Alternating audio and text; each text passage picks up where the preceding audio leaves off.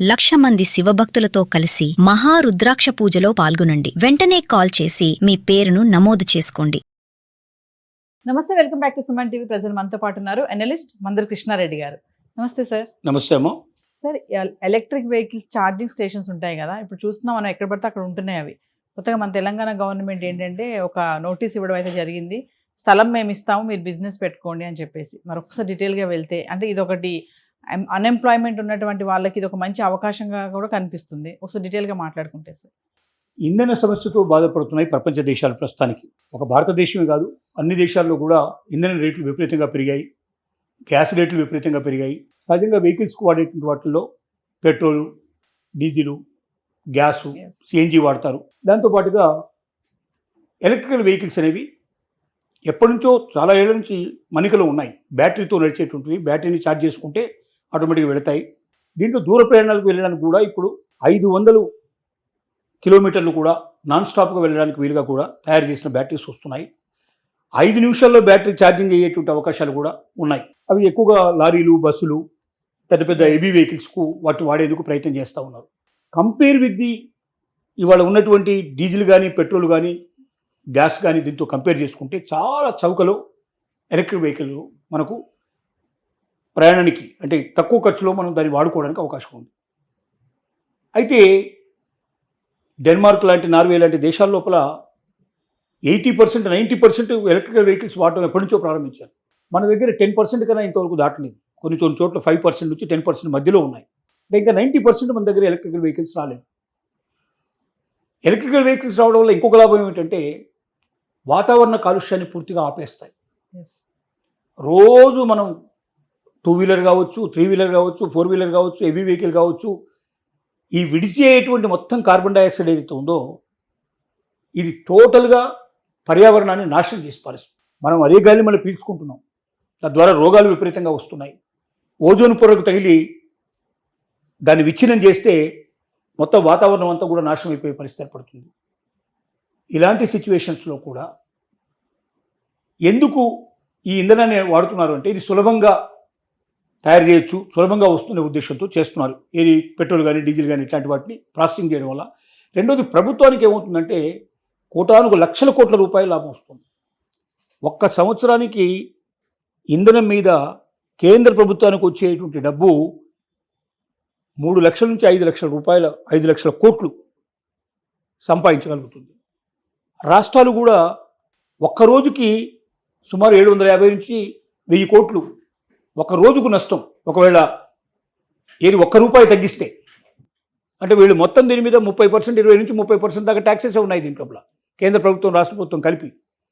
అంటే లక్షల కోట్ల రూపాయలు ప్రతి సంవత్సరం ఆదాయం వస్తుందనే ఉద్దేశంతో సెంట్రల్ గవర్నమెంటు, వేల కోట్ల ఆదాయం వస్తుందని రాష్ట్ర ప్రభుత్వాలు దీన్ని ప్రోత్సహించుకుంటూ, పొల్యూషన్ వస్తుందని తెలుసు, ఆ పొల్యూషన్ వల్ల రోగాలు పెరుగుతాయని తెలుసు, రేపు వాతావరణం కాలుష్యం అయిపోతుందని తెలుసు, తద్వారా మొత్తం రాష్ట్రాన్ని భద్రతకే పూర్తిగా నష్టం వస్తుందని తెలుసు, భవిష్యత్తు తరాలు నాశనం అవుతాయని కూడా తెలుసు. అయినప్పటికీ దీన్ని వాడుతున్నారు.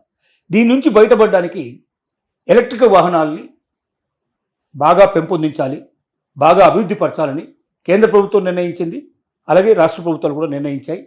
అయితే మనకున్నటువంటి పెద్ద ప్రాబ్లం ఏమిటంటే ఎక్కువగా ఛార్జింగ్ స్టేషన్స్ లేకపోవడం. ఇంటి దగ్గర మనం ఛార్జింగ్ పెట్టుకున్నాం. ఇప్పుడు 2 వీలర్ అయితే 60 కిలోమీటర్లు, 70 కిలోమీటర్లు, 100 కిలోమీటర్లకు ఇచ్చేటు మ్యాక్సిమం 200 కిలోమీటర్స్ కూడా కొన్ని వస్తున్నాయి, ఇప్పుడు వస్తున్నాయి. అలాగే కార్ లాంటివి, హెవీ వెహికల్స్ అయితే దూరం ప్రయాణం వెళ్ళాల్సి వస్తుంది. దూర ప్రయాణం వెళ్ళినప్పుడు మధ్యలో ఛార్జింగ్ అయిపోయే పరిస్థితి ఏర్పడితే ఛార్జింగ్ పెట్టుకోవడం స్టేషన్ ఎక్కడ పడితే అక్కడ, ఇప్పుడు పెట్రోల్ ఎక్కడైతే అక్కడ కొట్టించుకోవడానికి వీలుగా ఉంది కాబట్టి ఎంత దూరమైన వెహికల్ వెళ్ళడానికి అవకాశం ఉంది. కానీ నీకు 100 కిలోమీటర్లు, నువ్వు ఒకసారి బయలుదేరిన తర్వాత 500 కిలోమీటర్లు ఎక్కడో నీకు ఛార్జింగ్ స్టేషన్ ఉంటే మధ్యలోనే నీకు ఒకవేళ ఇది ఆగిపోతే చాలా సమస్యలు ఫేస్ చేయాల్సిన పరిస్థితి ఏర్పడుతుంది. కాబట్టి కిలోమీటర్ ఒక చొప్పున కనీసం 2 కిలోమీటర్లు, 5 కిలోమీటర్లు, ముందు 5 కిలోమీటర్లు ఒకటి వేసిన తర్వాత 2 కిలోమీటర్లకు 1 కిలోమీటర్ కూడా, ½ కిలోమీటర్ కూడా ఇప్పుడు పెట్రోల్ బంకులు ఉన్న పద్ధతి లోపల వేసుకుంటూ పోయేట్టుగా ఛార్జింగ్ స్టేషన్స్ డెవలప్ చేయాలని కేంద్ర ప్రభుత్వం నిర్ణయించింది. దానికి అనుగుణంగా రాష్ట్ర ప్రభుత్వాలకు కూడా గైడెన్స్ ఇవ్వడం జరిగింది. రాష్ట్ర ప్రభుత్వం ఇప్పుడు మనకు ముఖ్యంగా తెలంగాణ గవర్నమెంట్ ఇమీడియట్గా ఇనిషియేట్ తీసుకుంది. త్వరలోనే అన్ని ప్రభుత్వాలు కూడా దీన్ని ఇనిషియేట్ తీసుకునే అవకాశాలు ఉన్నాయి.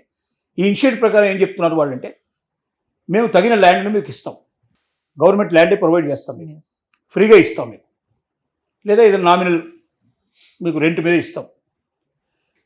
25 లక్షల రూపాయలు మినిమం అవుతుంది ఒక ఛార్జింగ్ స్టేషన్ పెట్టాలంటే. ఒకేసారి ఒక 5 వెహికల్స్ 10 వెహికల్స్ కావాలి కదా, ఒక వెహికల్ పెట్టుకుంటే సాధ్యం కాదు కదా. 10 వెహికల్స్ ఒకేసారి వచ్చి చేసుకొని పోయేటట్టయితే రోజుకు కొంత ఆదాయం బాగా వచ్చే అవకాశం ఉంటుంది. సో ఇలాగా ఎక్కువ వెహికల్స్ ఛార్జ్ చేసుకునే పద్ధతిలో ఒక 25 లక్షల రూపాయలు మీరు ఇన్వెస్ట్ చేసుకుంటే సరిపోతుంది. మీ దగ్గర డబ్బు లేకపోయినా మీరు బ్యాంకు లోన్ కూడా ఇచ్చినట్టుగా దీన్ని ప్రాజెక్ట్ కిందనే కేంద్ర ప్రభుత్వం దీనికి కావాల్సినటువంటి మార్పులు చేర్పులు చేసింది. అంటే బ్యాంకు లోను ఎలిజిబిలిటీ ఉంది ఈ ప్రాజెక్ట్కి. సో బ్యాంకు లోన్ 25 లక్షలు తీసుకోండి, ప్రభుత్వం స్థలం కేటాయిస్తుంది, మీరు ప్రారంభించండి. పెద్ద అనుభవం ఎక్కువ అవసరం లేదు దీంట్ లోపల, చాలా డబ్బు వస్తుంది. ఉదాహరణకు ఒక 30 యూనిట్లు కరెంటు ఛార్జింగ్ కోసం అయినట్టయితే దానికి మనకు అయ్యే ఖర్చు ఎంత అవుతుంది? సుమారుగా 45 రూపాయలు 50 రూపాయలు ఖర్చు అవుతుంది. కానీ మనకు వచ్చే ఆదాయం ఎంత? సుమారుగా 500 నుంచి 600 రూపాయలు దాని మీద మనకు ఆదాయం వస్తుంది. అంటే ఖర్చు తక్కువ, ఆదాయం ఎక్కువ. అట్లీస్ట్ నెలకి 2 లక్షలు అయినా మినిమంగా మిగిలే అవకాశాలు ఉన్నాయి. పోనీ అనుకోకుండా ఏదైనా అవాంతరంలో ఖర్చులో గిచ్చులో వచ్చినా కూడా 1 లక్ష రూపాయలు అయితే గ్యారెంటీగా మిగిలే అవకాశాలు ఒక్కొక్క స్టేషన్ మీద ఉన్నాయి. ఇది చిన్న చిన్న స్టేషన్ల సంగతి. స్టేషన్లు ఇంకా విస్తరించి హెవీ వెహికల్స్ కూడా అనుగుణంగా పెట్టినట్టయితే ఇంకా ఎక్కువ లాభాలు కూడా వచ్చే అవకాశాలు ఉన్నాయి.